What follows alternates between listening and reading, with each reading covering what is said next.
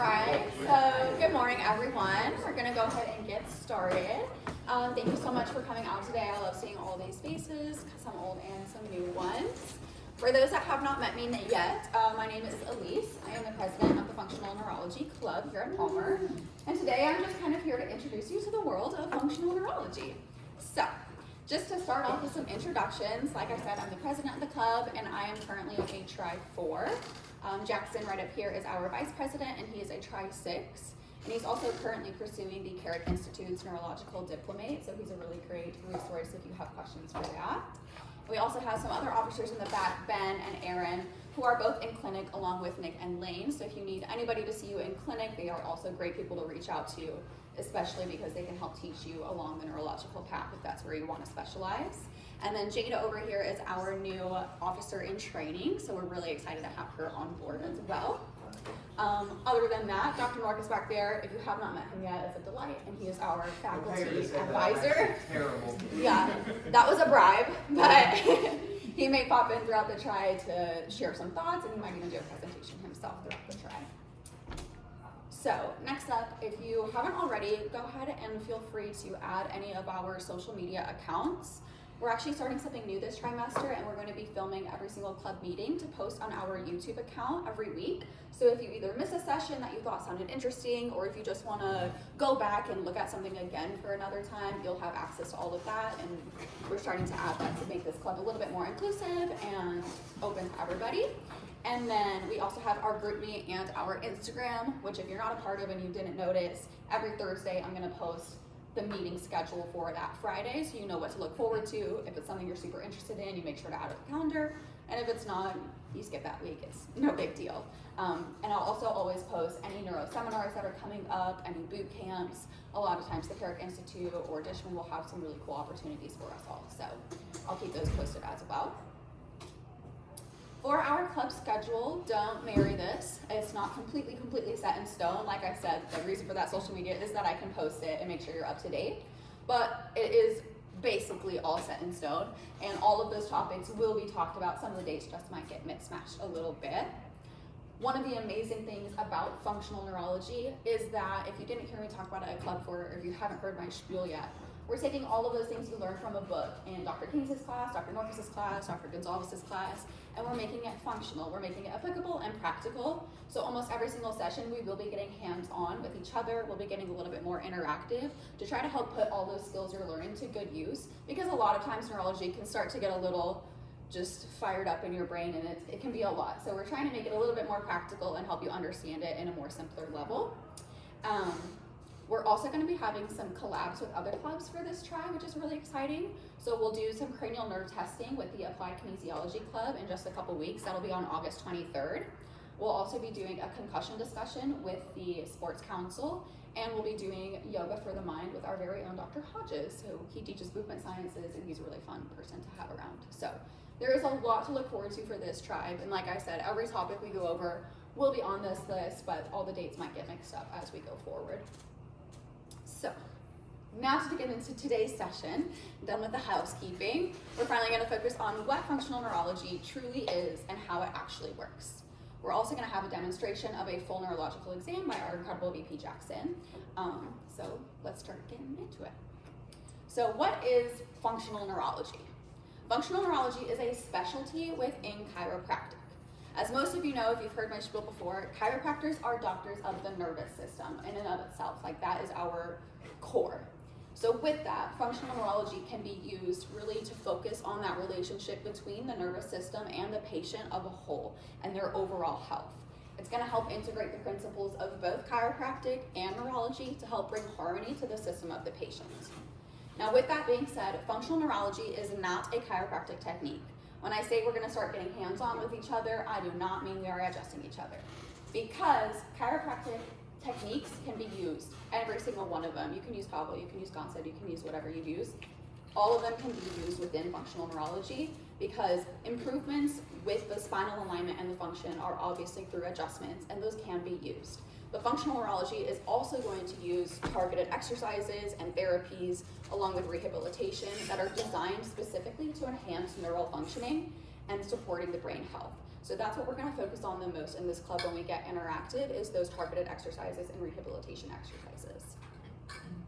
So when we talk about neurologists as a whole, most people's first train of thought is a medical neurologist. It's the first thing that comes to mind.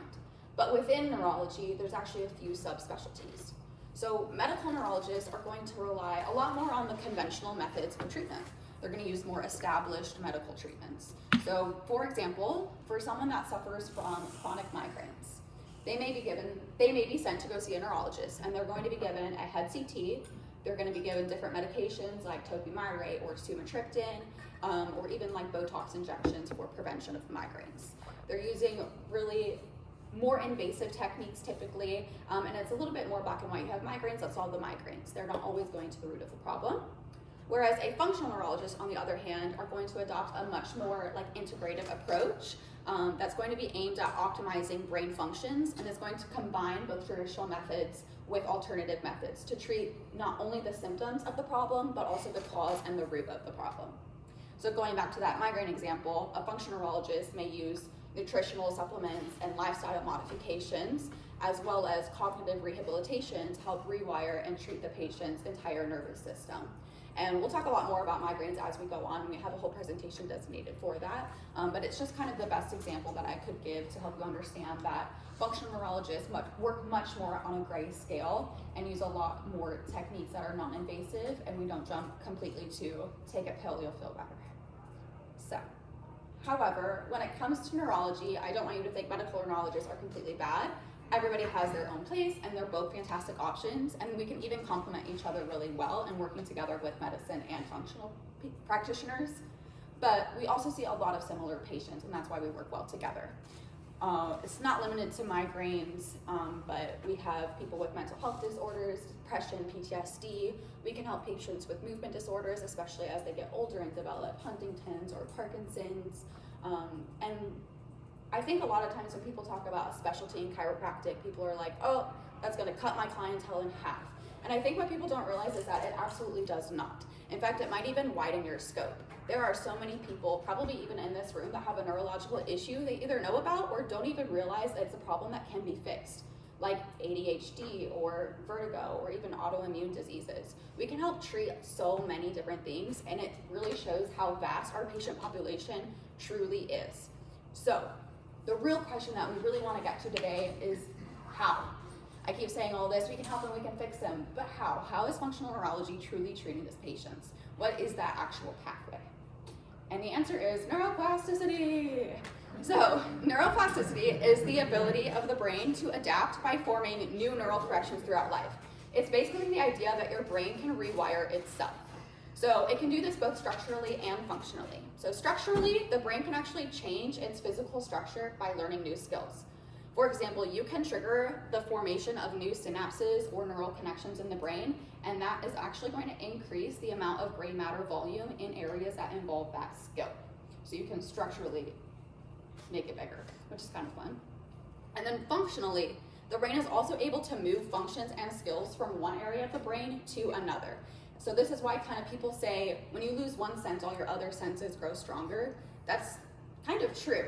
And Dr. Norkus puts it in a way that I loved my first trimester. He talks about the brain like there are gangs of neurons in it. And it made a lot of sense to me. I don't know why I think in thoughts of gangs, but every part of your brain has a designated gang. So let's say a blind patient has a damaged occipital lobe and they have a seeing gang that they're toast, they're gone. Let's say another gang in the brain, like the hearing brain, is going to see that available real estate. They're going to start to move into that area. They're going to take up more space, leading to better and more synapses throughout that brain. So their hearing gang in your brain is actually getting better. It's growing stronger. So the idea that functionally other senses can be improved without others and through others is 100% accurate. So how does this actually happen? There are actually 10 principles of neuroplasticity that are used. So a lot of them are really similar to muscle strength and exercise, which is something I think most of us can probably fit into our brains and our lives. So the first principle is the use it or lose it principle, and that's exactly the same as muscles. A regular engagement in a cognitive activity can enhance your brain function, just like regularly going to the gyms is going to help increase your muscle mass. And those neural connections that are rarely used are going to weaken over time and even be lost. Moving on to the second principle is use it and improvement. And that's saying that the more actively you engage in more challenging activities, like learning a new language or doing even just a daily crossword, those are going to actively cause lasting changes in the brain structure and function. The harder it works, the better it enhances. Specificity is the reason that targeted rehabilitation is used, and exercises are tailored to specific deficits, and that is going to lead to a more effective recovery. For example, you wouldn't do physical therapy on your wrist if you broke your ankle. The same thing applies to the connections of the brain. You want to target exactly what is going wrong so that you can fix it better. Repetition and intensity are the next two, and they are exactly like exercise. The more consistent the behavior and the higher the intensity of the intervention can typically both lead to more lasting and more significant changes. But if you are going to the gym for the first time in your life, you don't want to pick up 200 pounds. You're going to hurt yourself, something's going to go wrong. So you have to be very careful about the intensities that you're using. When I say higher intensity, I mean you have to start from the beginning and work your way up just like you would in a gym, and not immediately jump to 100 reps of 200 pounds. Salience is next, and this one is a little bit more tricky, but it's the idea of engaging in more of a meaningful and a personalized activity. So for example, if I told you tonight, you should go home and study AP Government for no reason, none of you would go do that because it has no meaning to you in your life right now or your personal career. But if you have a physiology test tomorrow morning that you have to study for, you're going to be a lot more motivated to study for that information because it is more applicable to you. You're going to retain that information. It's the idea of your brain doesn't want to learn what it doesn't have to. It's a waste of time, it's a waste of energy, so it's going to really like to learn meaningful activities. Next up is timing matters, and when we talk about timing, it's not necessarily about how long you do an intervention or how long you're doing that activity. It's more about when in time you do them. So for example, most of us have probably figured out by now through undergrad or even here at Palmer, studying at around 3 a.m. doesn't do much for us. And I hate to admit it because we all do it, I do it too. But it really doesn't do that much because our brains are tired, we're exhausted, that information isn't getting retained as well as it should. But if you were to study at 3 p.m. with a fresh cup of coffee or tea, your brain has a lot more energy, you're feeling a lot more alive, you're gonna retain that information a lot easier and a lot better than you would at 3 a.m. So it does matter when in your day and when your energy sources are available, when you start working on rehab and working on exercises. The next one is the more unfortunate one, and that is that age does matter when we're talking about interventions.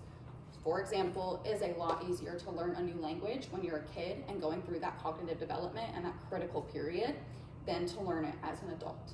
And trust me, because I'm trying to learn Spanish right now as a fully grown adult, and it is a major struggle.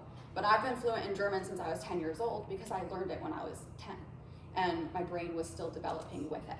So neuroplasticity does decline as you age, but that does not mean that it's not possible to do as you grow older too. And a lot of times, people with degeneration diseases can still be helped to an extent with the appropriate stimulation. It can still be done.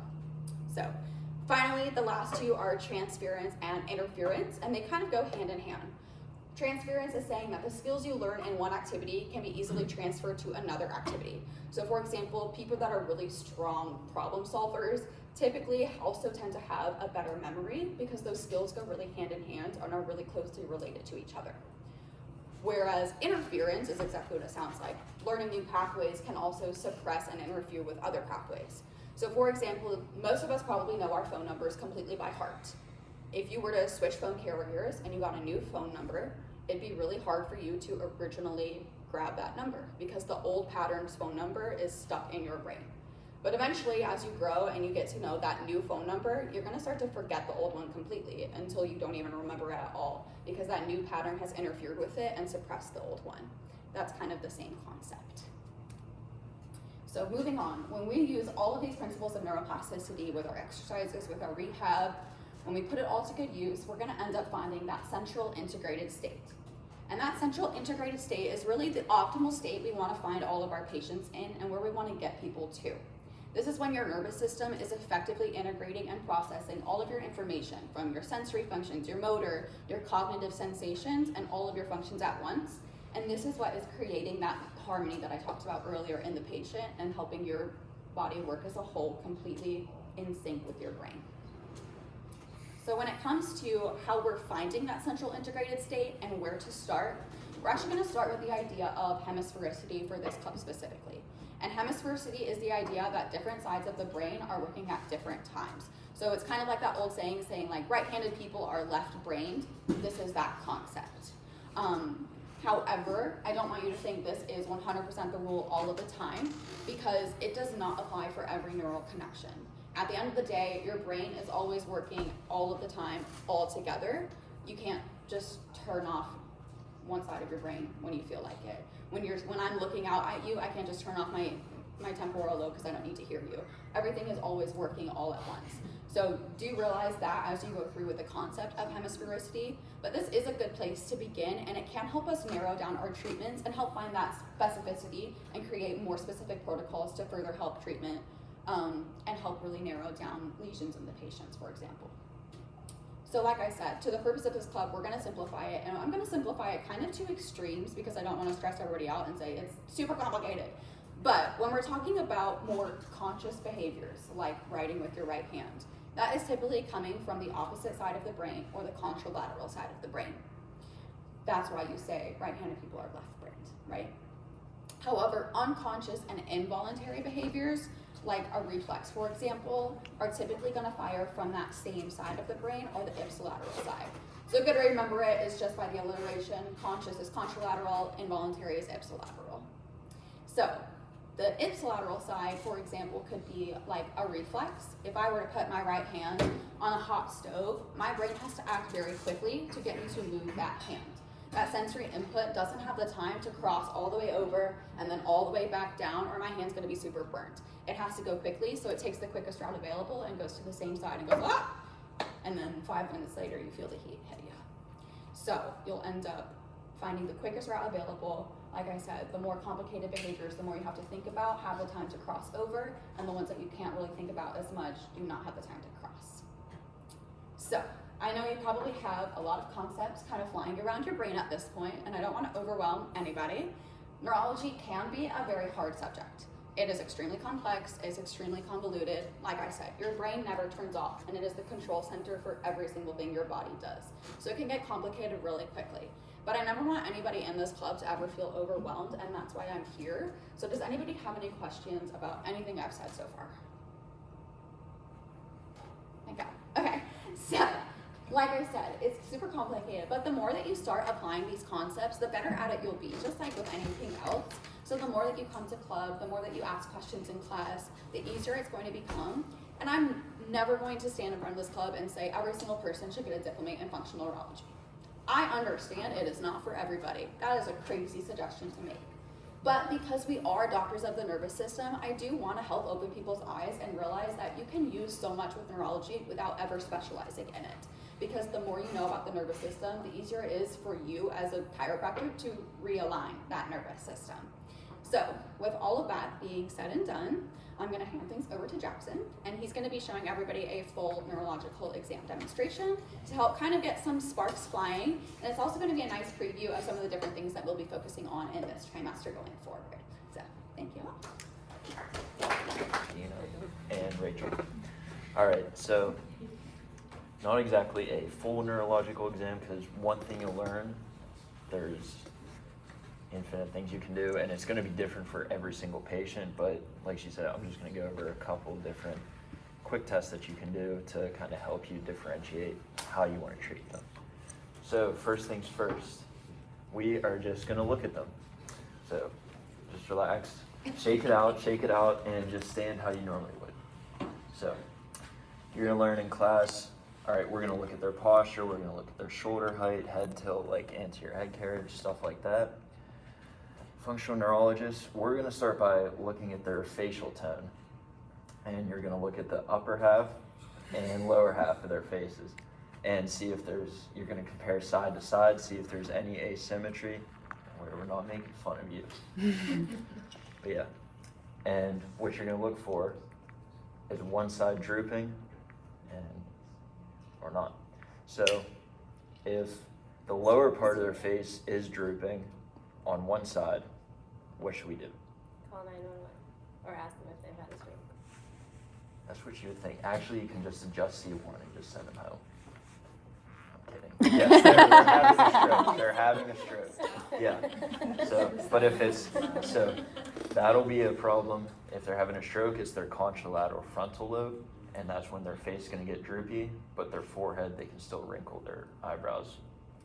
If their entire face is drooping, probably a cranial nerve 7 palsy. Then we're going to look just hands to your side, see how they stand.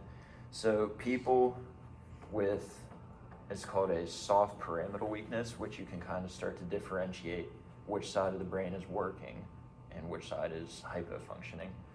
People with a soft pyramidal weakness, they're going to have the tendency for their upper extremity flexors to be more hypertonic, so they're going to have the posture where they're going to start to flex, turn their hand in.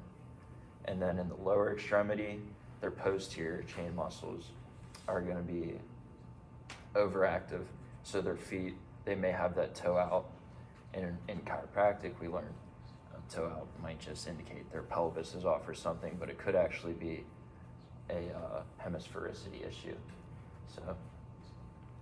I'm scared with my toes out. And again, you're looking for symmetry. So if both toes are out, you know, that might just be how they stand. Mm-hmm. If one toe is kind of more out, then you might start thinking, well, it could be. So is there any way to ask them to stand normally without asking them to stand normally? Because yeah, I know it's tough when they're in front of everyone. They're like focusing, so you can kind of just like have them march a little bit in place, close their eyes, then stop. Just pause. Yeah. Okay. Mm-hmm. Everyone's gonna start to think about it a little bit when they're standing there, but yeah, you just kind of.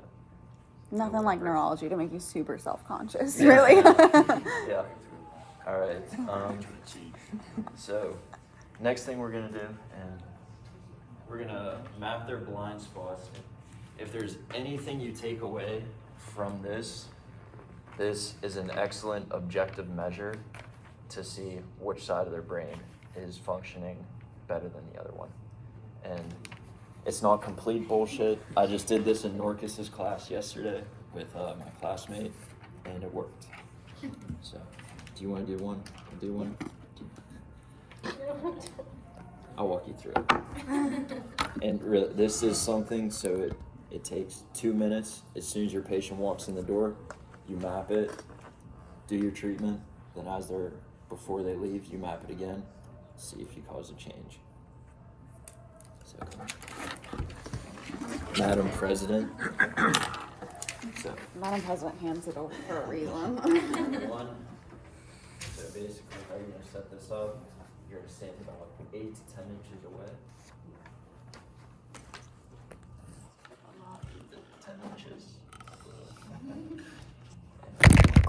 get this high level height.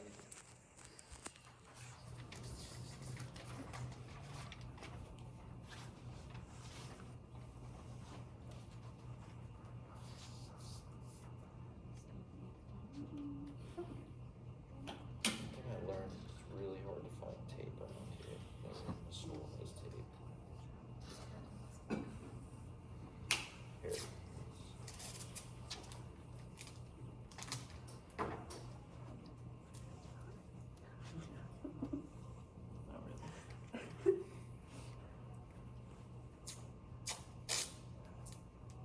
Alright, go grab those.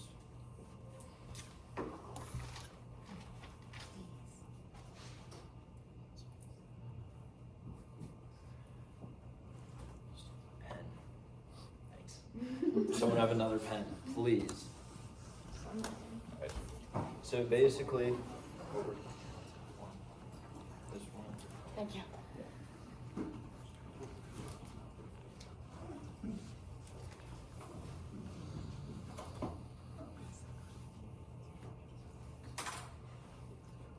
Again, not a very complex setup. This is something anyone can do in their office. So basically, a little closer, have them stare at the dot the entire time. You're going to take your left hand, cover your left eye. So keep staring at that dot. I'm going to take the arrow. When you see this little black tip, tell me when it disappears. Keep staring at the center dot though. Keep staring at that. Yes.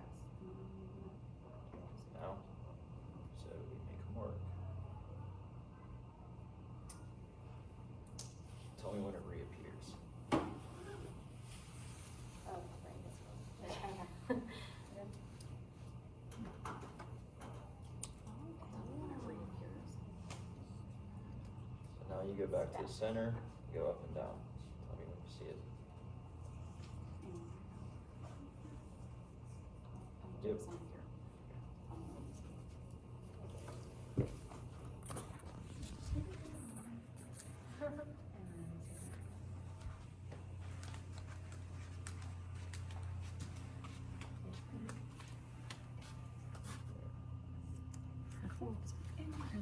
Other side.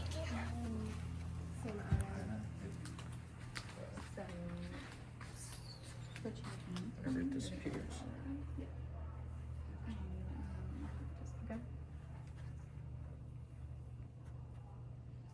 And reappears.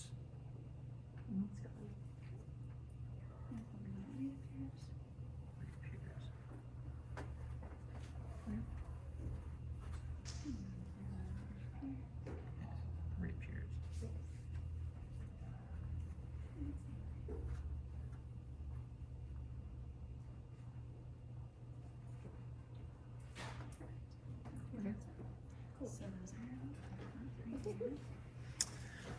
All right, and obviously, so you're good. There's no cheating this test because every single person has a blind spot. Every single person has an optic disc in their eye. So as you can see, they are not symmetrical. We want these to be as close together as possible. And so this was her right eye. This corresponds to her left brain. This was her left eye, corresponds to her right brain. So already we know which side would we want to attack, the right or left brain? Right. Yeah, I would agree. And so now, so you have this to start with, and then do your therapy, and then recheck it, see if they're closer together, more symmetrical. So again, like I said, this is a nice objective assessment that you can do on each of your patients. So now you go and look for a subluxation that you would adjust on the left side of her body, because that would send the stimulus up to the right side of her brain. So if you find a subluxation where you would adjust on the right, maybe you leave that alone. Because if you really want to find a subluxation, you can. Like, we all know that. But for her, I would only adjust on her left side. All right, so how much time do we have? 20 minutes. Yeah, we'll do some cranial nerves. All right, you guys are gonna learn these in class, but we'll go through some of them real quick. So first one, cranial nerve 1, olfactory, smell, and that is all you're gonna learn here at Palmer. Is that cranial nerve 1 does smell. If you wanna, there are some more things about it. If you wanna dive deeper into it, like the right side of the brain controls whether you like or dislike a sense of smell. The left side actually tells you what that smell is. So if someone can smell something and they decide whether or not they like it, but they don't know what it is, then you're thinking more left brain issue, whereas opposed to someone who can identify a smell and you ask them, well, does that smell good or bad? And they're like kind of indifferent about it, maybe you're thinking more right brain.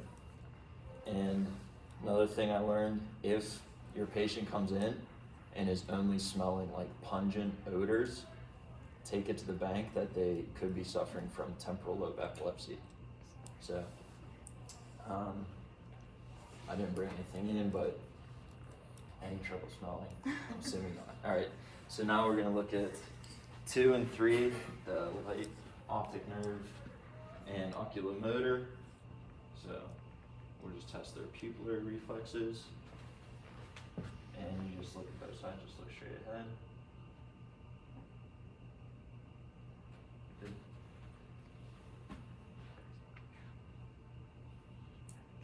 You guys are great, though.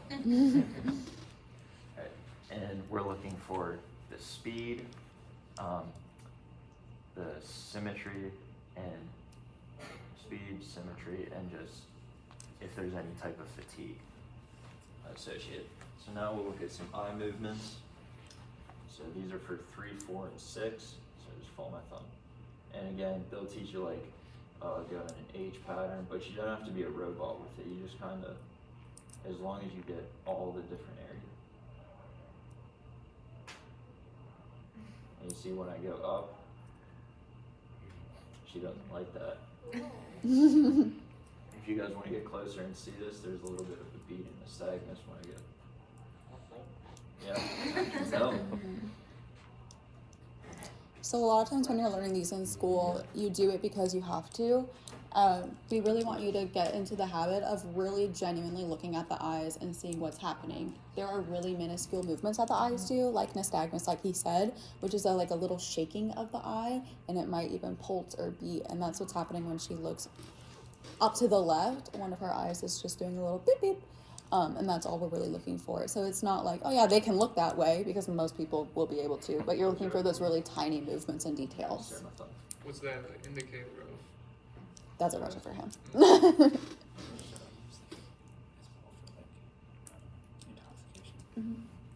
not intoxicated. A lot of people have nystagmus, so it's okay. Yeah. But it is something you can work on. And also another thing you're looking to, if you go to one side, you see her head turn. When I go to this left side, that medial rectus in the right eye isn't firing as well. You guys still. And see, this is the fun part of neurology. You can kind of mess with your patients. Jackson. You just bully people. Neurology. How long can I torture them?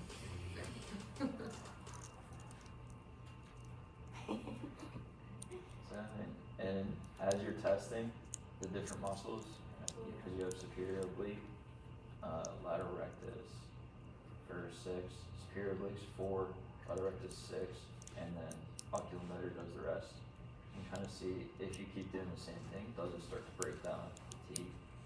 And so you just see if you're trying to see if you can tease something out, like, because everyone might get the test right the first time, but then does it fatigue a lot faster on one side compared to the other side? Oh, what else we have? Facial nerve, trigeminal. Again, you'll learn all these basic tests in class, so I'm not going to waste a lot of time. Trigeminal would be sensory, so we can test each side of their face with a dull and sharp object. See, does this side feel like this feel like this? Cranial nerve 7, kind of just make funny faces, make sure all their facial muscles are working. 8, and 8, vestibulocochlear. That's hearing. You'll learn Weber's and Rhine's tests in class. And basically, any hearing issues. No. Okay, so then I'm not going to waste my time. 9, glossopharyngeal. So you can kind of test glossopharyngeal and vagus together. What you're going to look for is their palate. So you're going to have them say ah, and you look to see if both sides of the palate rise evenly. A lot of times people have one side that doesn't rise up at all, and so then that would be vagus nerve not working as well on that side. Let's see. It's all right, don't be self-conscious. It's all right. We all have it, like he said. Yeah. Everybody's going to have a result. Say ah. One more time. All right, so she's fine. This is why I picked 2, so it's one more time. Okay, so those are both all right. But yeah. 11, spinal accessory, just test the trap muscles and SCM. You need everyone to understand how to do that, or you want me to demonstrate? I'll do it. Yeah, demonstrate. Please. Just stand in front. All right, just shrug your shoulders. Keep it, hold. Resist, yeah. Good. And then turn your head into my hand. Push, and other side. Simple, right? All right, 12, hypoglossal, stick your tongue out. I had matcha. You're good, no one's judging you. We're all friends here. So, you're looking for any deviation, the tongue will deviate to the side of the lesion, if there is one. And then you can test strength too. You have them push out against their cheek and just test the strength of each one. And so, quick rundown of cranial nerves. Next we can do, let's just have you guys walk. And it's just that simple. All you gotta do is walk the runway. Just how you normally would. So start down here. Alright. So walk down. As we're looking at their arm swing.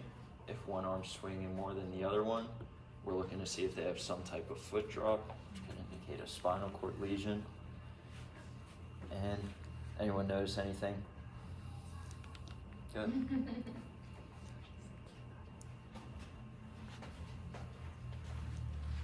Yeah, her left arm swings a lot A more. little more? Yeah. Both of them do, That's what I actually. thought. Yeah. Yeah.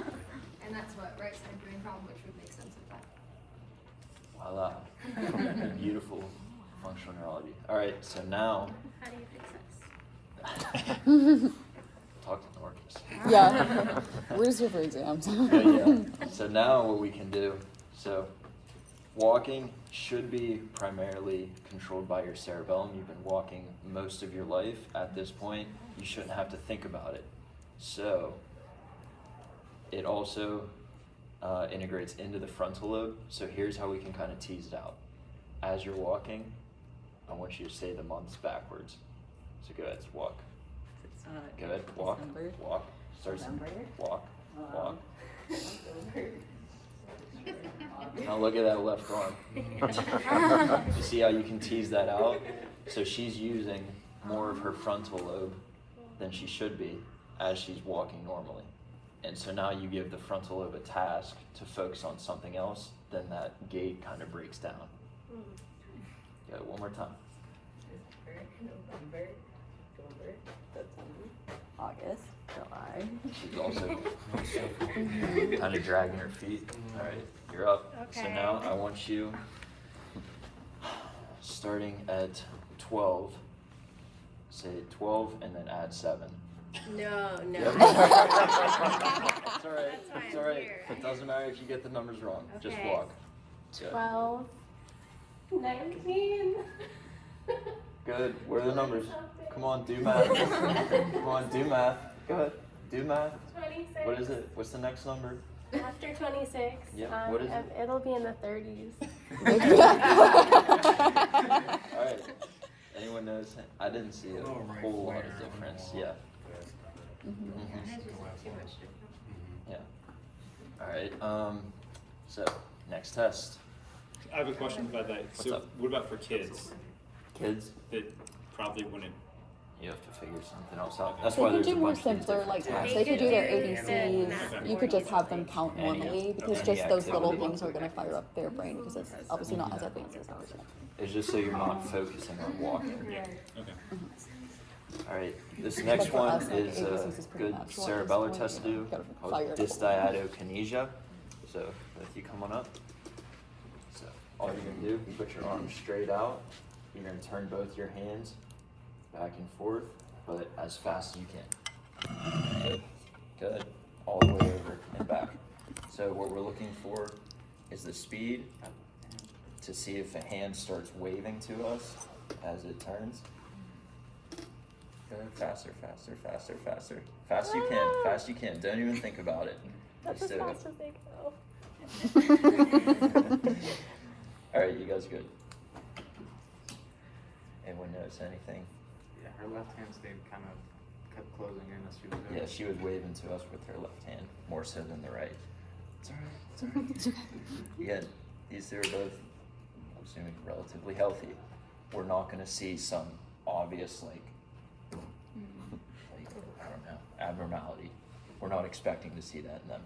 They could have a little bit of dysfunction, but that's normal. Everyone does. Nobody's perfect. Except me or Marcus, but. All right. What else can we do? Let's do some finger to nose.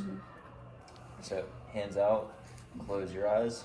This is kind of test more of the parietal lobe. So whichever finger I touch, just immediately touch your nose with that finger.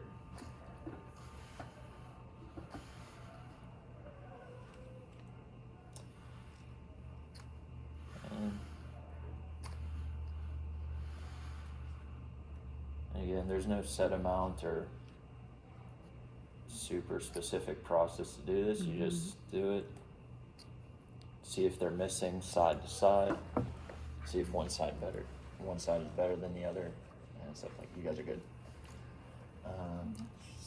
And when you're doing that, when you want to look for, does the tip of their finger hit the tip of their nose? If they're like palming their face, that doesn't count. That's not it. They didn't do it. You want to find the exact tip to the exact tip. So, and hitting like the side of your nose, which both of you did at one point or another, those would count as not it because you're not hitting it directly where your nose is the idea of, can you find your nose in space? Can you find your finger in space? All right. We'll do two more real quick. Second one everyone can practice. So this is Fukuda step test. Love this So one. you're going to pretend Where's you're Ben? Frankenstein, arms out in front of you, close your eyes, and just march in place. Gotta get those knees high. Yeah, so we're looking to see if they turn or if they march in a straight line. And they're going to turn towards the side of weakness. And again, you don't want to, normally you wouldn't be talking. So normally We've seen worse. you wouldn't want to be talking during this because you don't want to give them any audio cues onto where they're at for demonstration purposes. All right, you guys did great. But yeah, so she started turning to the left. She was moving forward a little bit, but relatively straight. So we're thinking left cerebellum. What if she didn't start off by just turning? She was kind of like walking sideways at first. I don't know if you can tell from that angle. Would that mean I didn't anything? really see it. What? I didn't really know. Sorry. No, you're They good. were both kind of shifting over slightly. Yeah. And again. Yeah. All of it means Could mean, something. yeah, But exactly. you have to figure I out don't know what. everything, but yeah, I don't know. I think too that could be You wanna take Ben? they heard your If voice. they're just like shuffling. About like how your brain integrates movement and where you are in space. There's a few different areas that are going to integrate. Typically 3 systems that do it. So you've got your cerebellum, which we're talking about right now. You've got your vestibular system, which is the little things in your ears. I don't know if you guys have covered it in neuro yet, but people say like, oh, my inner ear is messed up, so now I'm dizzy, or they have vertigo, stuff like that. And then your third is going to be your eyes. So clearly we took away their eyes, so that system's not getting any feedback. But then we think about, okay, cerebellum or vestibular. And within the vestibular system, there's a couple of different things. You've got the otolithic system, which is more translational movements. So like side to side, back and forth, up and down. And then you have your semicircular canals, which is more like rotational type of movement. So like, you think like if you're in an elevator or being like pushed in like a gurney or something, your otolithic system is gonna fire up and tell your brain, okay, we're moving in this plane. So when you have her eyes closed, if she's shifting side to side, it could mean in my head one of 2 things, or I guess 3. It could be the cerebellar weakness. It could be the vestibular apparatus, or the otolithic system specifically is not firing properly or evenly from side to side, which they'll get more in depth in when they do the vestibular system and how that whole like pathway kind of works and integrates into the lower brainstem. Or it could even be like tight fascial planes. On one side of the body, she might have super tight musculature from side to side. So as she moves, she'll get pulled toward the side that has a little bit more of that tightness or more of like hypertonicity. Just because if your muscles are already pulled that way, you can like think about it, if you're getting weighed down on one side and you start moving forward or just any direction, you're probably going to tend to be pulled in that direction. So one of the things that you think about at that point when you're running through a neuro exam for different patients, it's not always going to look the same because a lot of people and a lot of functions are differing based on like 5 different areas of the brain, let's say, that contribute to just this one task. So you kind of take it into account. You say, okay, this could be tight musculature, this could be their cerebellum, or this could be their otolithic system. And then as you continue through the exam, you do more tests to try and prove yourself wrong. So typically we want to try and prove ourselves right, but that's how you let bias get into what you're looking at, and especially in neuro where things can be very, very slight from side to side where you're like, I'm not really sure, like it could have been that, it could have been that. We don't want to bank on that. We want to say, okay, my bias tells me it's this. If it's this, all these other things should happen within my test, and immediately start jumping to those tests. If it's coming up positive, you're like, okay, maybe it is that. But if other things start coming up negative, you're like, it's probably not that. I need to get rid of my bias, and I need to find out what's the actual system that's going wrong, that's creating this thing. So I think of it like a game of telephone, where if we all like kind of sat in a row, and I started a word, and then let's say I said dog, and at the end we said cat, we don't know just by the last person in line saying cat, was it that person that messed it up, or was it the person right next to me, was it someone in the middle of the line? We don't know until we investigate, and that's kind of how I think about like doing the neural exam. If that makes sense. Yeah. It does. All right, last one we'll do. Finger, nose, finger. So basically, put your hand out. Just one. Okay. So you're gonna kind of, and everyone can do this and get a partner. So you kind of have them almost extend their arm. So all you're gonna do is take your finger back to your nose, touch my finger again. You can do it. Yeah. So you have them do this like 3 to 5 times. Go ahead. Can I 1, look at your finger? Yep. Oh. 2, Eyes open, 4 3, to 5 times. 4. Now do it. Close your eyes. 3, Do it. 4, It's gonna be harder. 5, then close your eyes. Just look at my finger, go, and then close your eyes, and then keep doing it. So you see, she's consistently missing. Yeah. So both of them too. The second you close your eyes, you start to You miss get that the- finger. Similar to the other finger and nose one, you're losing that sense of where your finger is and where my finger is in space. Especially with another person's finger, it's hard because how do I possibly know where you are in space if I can't see you? You know, so it's that idea of where did you go? Even though I didn't move at all, her finger was like, "Mom." It's that idea. So again, we're thinking, all right, cerebellum, this is a movement that I'm doing. I'm still doing it. I should know how to do the same movement in repetition. So nothing should change when I close my eyes, except if my cerebellum's misfiring on one side. That's when I start to deviate to one side. So if I'm missing to the right, it's probably more so a right cerebellar issue because my left one is firing, giving more feedback to my brain. So it's telling me I'm going more to the left. So I need to correct by going to the right. It's kind of the same concept as the Fukuda step test. If you're turning to the left, your left one's under firing because your right one is providing more feedback, telling you you're going to the right. So I need to turn to the left to keep straight. So that's all I got for today. Any questions? I was gonna say it's interesting with all of these tests because I got a traumatic brain injury a few years ago, and it's the right ventral lobe, left cerebellum. So it's pretty much all every test. It's proof. So, It's not voodoo. not entirely bullshit, like I said. Some of it does make sense. Thank you for sharing that with us. Yeah. That actually really helps.